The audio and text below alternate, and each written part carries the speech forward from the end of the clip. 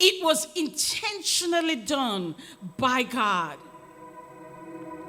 God chose it because in the end, what we would say in the long run, there were too many who would be blessed, too many who would profit from God, this divine interruption, for it not to happen.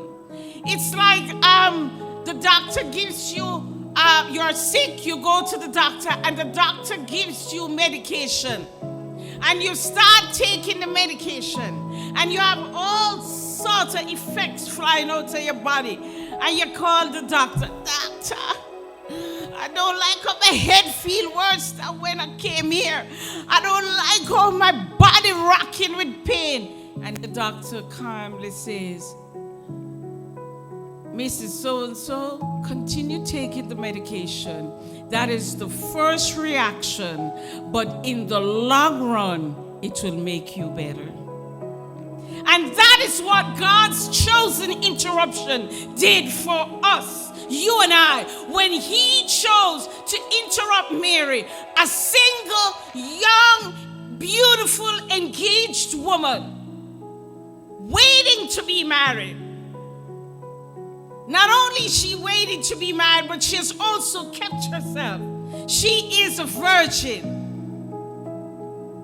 And she is, the Bible tells you in Luke 1, righteous. It means that she was one who loved the word of the Lord. She knew what it was that the Bible had in store, what was written in there. She knew that Jesus, that God was her father. She knew he was the God of her father Abraham, Isaac, and go on and on. She knew because she kept in sync with the word of God. And here she was. I'm sure she was loved by many. I think she was still at her parents' house. And she was betrothed or engaged, we call it. And so her parents were pleased, proud that here their daughter is about to get married. And here Mary is minding her own business. And Gabriel appears. And Mary had to question. She wondered, what on earth is he talking about? I don't know any man. But the angel Gabriel, he knew what she was thinking. And so he tells her, like what we are so often told, fear not, don't be afraid. There is an interruption that is going to come upon your life. But trust me, don't be afraid. We have gone through 2025. And if any of us are honest enough, it doesn't matter what your age is, you had some interruptions in 2025.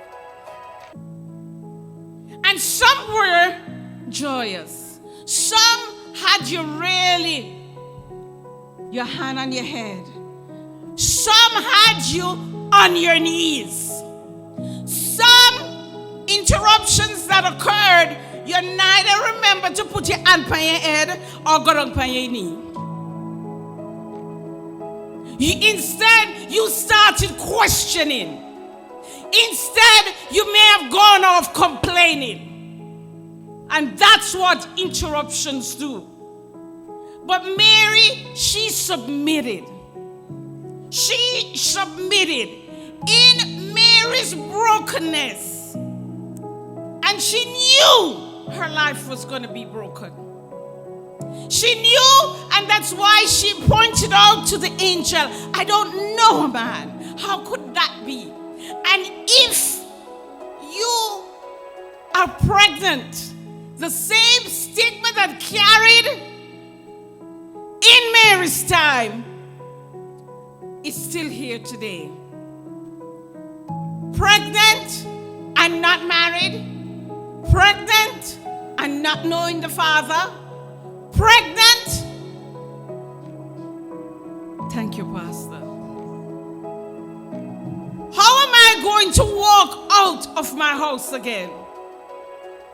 How am I going to go back in the church again? Well, for sure, back home, they put you in the back seat. They put you in the back seats of church. But Mary's response would bewilder anyone. And I think Mary made that response not because she was holy, not because she was righteous, not because she was ignorant of what was about to come, not because she figured that she would stay locked up in the house for the 9 months and not go outside. No. But I think because Mary had that relationship, you remember what Luke called her? Luke said she was righteous. She had a relationship with her God. She recalled what Isaiah said. Isaiah said in, I think it was in chapter, I'll give you that verse there. But Isaiah said that a virgin would bring forth that Redeemer, that Son of God, the Emmanuel that we also need.